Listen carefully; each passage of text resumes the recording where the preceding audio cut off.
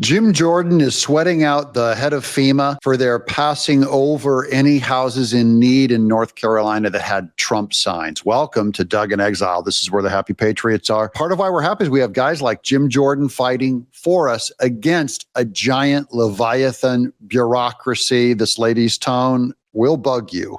Administrator Criswell, is Miss Washington lying to us? Miss Washington has... She said it's common practice. You said it's reprehensible and isolated. Both statements can't be true. So someone's not giving us the facts. I'm kind of trying to figure out who's not telling the truth. Oh, I know who's not telling the truth. The actions that Miss Washington took were unacceptable. Well, you had another employee. Now, they remain anonymous, but I think one of my colleagues pointed this out earlier. A FEMA official who spoke on condition of anonymity said Ms. Washington likely received, quote, very clear guidance from her supervisors. Is that person lying too?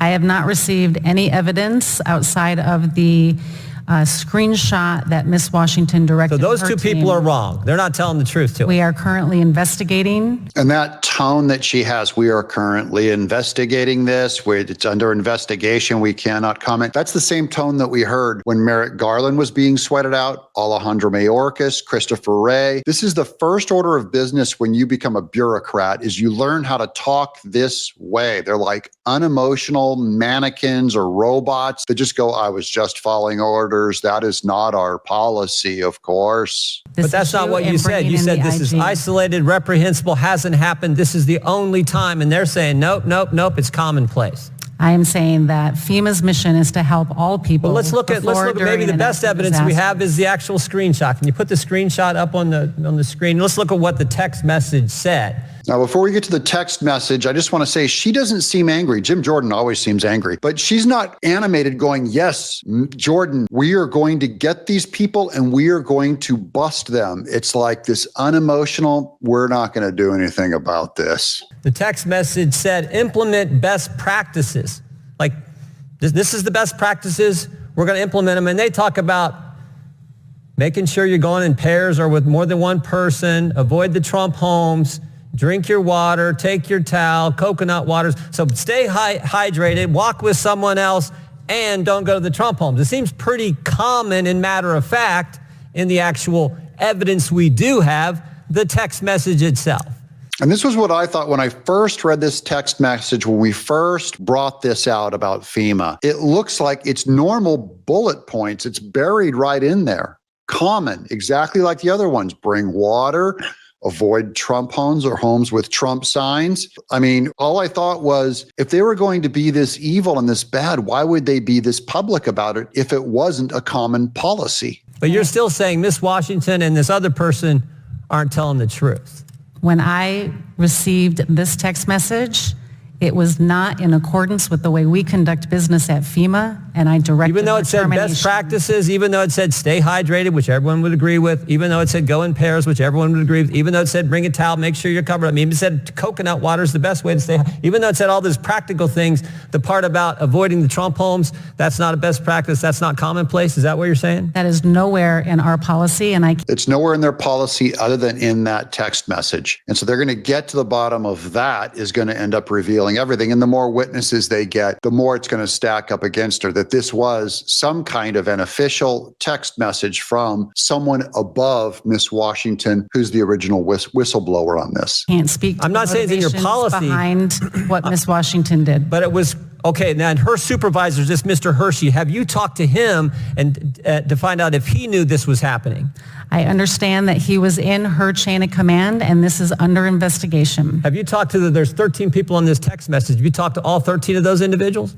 This incident is under investigation. That's not what I asked you. I know it's under investigation, and we know how investigations work when it's done inside the agency. It takes forever. He's calling her out. They go slow. They slow walk this stuff on purpose. They were trying to do the same thing back when Trump got shot. It was the same kind of bureaucrat going, there's an ongoing internal, and you have to scream at them and shake them and go, no, this is not, this is an emergency, and you're not going to slow walk this thing and give us your normal boilerplate defensive, the bureaucrat camouflage, I call it. I'm asking, did you talk to the 13 people on this best practices text message? The Office of Professional Responsibility has taken this, and they are following appropriate protocol to investigate. Is the Inspector General looking at it as well? And I have asked the Inspector General to take a look at this. Any idea when they're going to talk to these 13 people since you have it? Have you talked to, how about you personally? Have you talked to any of these 13 people? I have not talked to them. You have not talked to any I of them? have an entire team that focuses on this investigation, and that's what they're doing. Seems to me it's part of a mindset that's in government. And this is the scary part, because I think it's broader. And he's right on that. We all know this. It's in culture to hate Trump voters. Remember, this is back before Trump won, and they all had permission to widely think this stuff about this. You heard this from every top institution. I've heard it from directors and showrunners and talent in Hollywood, this kind of disdain for Trump voters. You'll hear it at the university. You'll hear it when you get your insurance policy checked out by a liberal. You'll hear it from any liberal institution. This is how they treated people, and that's what we're going after. Is this one happened to flush it out, because everyone agrees that everyone should get help, although apparently not at FEMA. And you don't have to take my word. Take it what people have said. I mean, this reminds me, we've talked about this many times, but I can think of, well, actually the same person, let's go back to that, the same person who said that this likely received very clear guidance, this other FEMA official, also said this: I've heard from other entities who are serving in North Carolina that there was clear guidance to be mindful, quote, of the types of people who are in Western North Carolina. That's pretty derogatory stuff there, isn't it? Yeah, it's bad. And it's common. The fact that she doesn't know the culture of her own institution that she's the head of shows how bad it is. Now, go ask her about sexism in her institution, what their stand is and their policy is on that, and how they hunt anyone who tells any kind of a woman joke or any kind of a race joke or anything like that. But political ideology, there was an unspoken rule across all liberal institutions that it's open season on Republican Trump voters. I have not seen it. But you know what it sounds like? It sounds like Peter Strzok. Peter Strzok, when he said, I just went into Walmart, I can smell the Trump supporters. Sounds like Joe Biden when he said, the garbage I see is the Trump supporters out there. Sounds like the guys the Democrats had, the professor the Democrats had testify back in 2019 in the impeachment.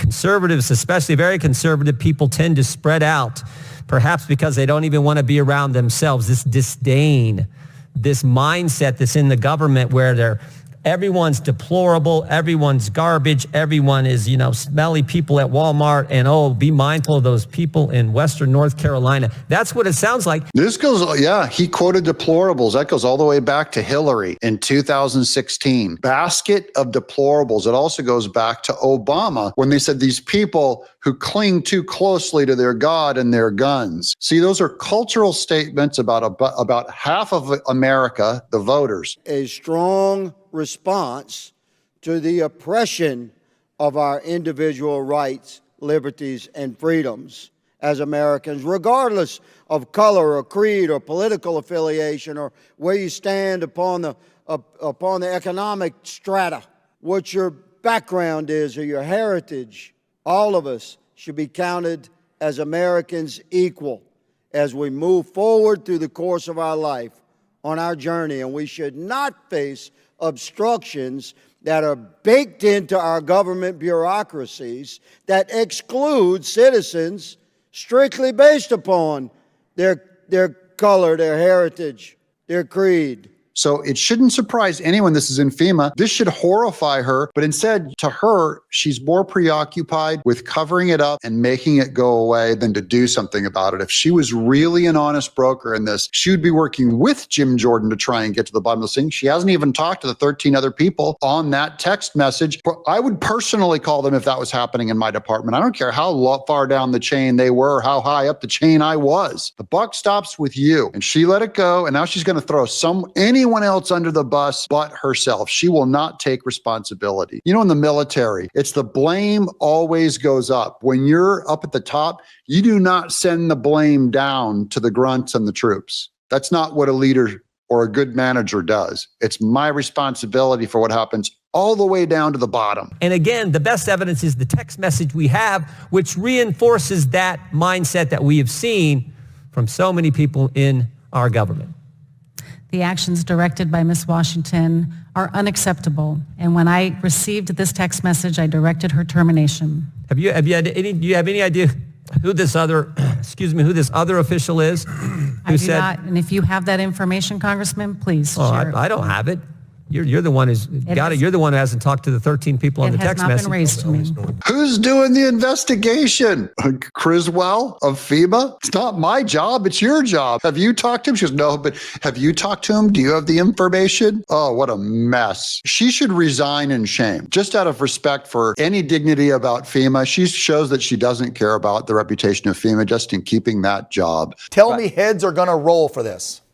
Well, but that text message, I think the key takeaway is it seemed like it was just commonplace, common knowledge. Oh, make sure you don't die because you're dehydrated. Make sure you take a towel because you're out walking and it's hot.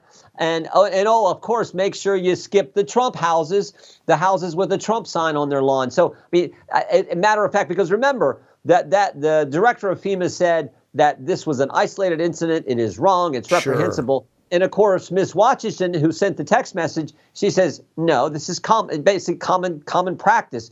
It sure looks like the text message, the nature of the text message supports that it's a classic example, a textbook example of government being weaponized against the very people they're supposed to serve. I'm Doug, in exile.